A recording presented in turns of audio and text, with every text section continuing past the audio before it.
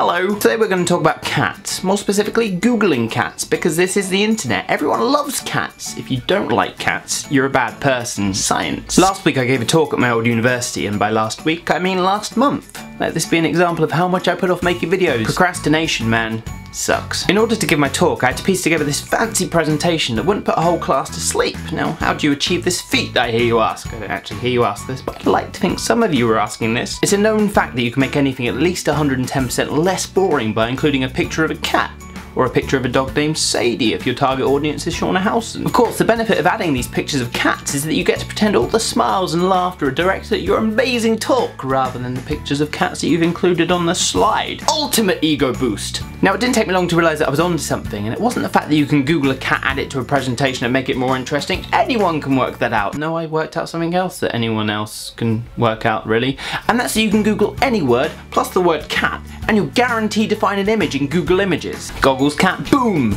Carrot cat, boom! Croissant cat, boom! Plain cat, boom! Train cat, boom! I can't help but wonder who owns these cats. Like, who looks at their cat and thinks, today we're gonna see what you look like with a melon on your head. We're gonna stick a croissant on your legs and it's gonna be armor. We're gonna Photoshop you as a plane today. Because these people are clearly geniuses. They're brilliant. They are amazing, and I would like them to be my friends. But the genius aside, this leads to a whole greater matter, and that is the fact that cats have slowly but steadily taken over the internet to the point where they now own Google Images. I wouldn't be surprised if someone high up at Google is actually sat in a chair controlling the internet, because we all know that Google actually controls and owns the internet, is a cat. We should have already seen this coming with lolcats. All those cat images popping up on the internet, populating. We should be like, okay, hang on, they're coming in a bit fast, they're populating very fast, they're taking over Google Images, we should probably stop them now before they take over the world, but no!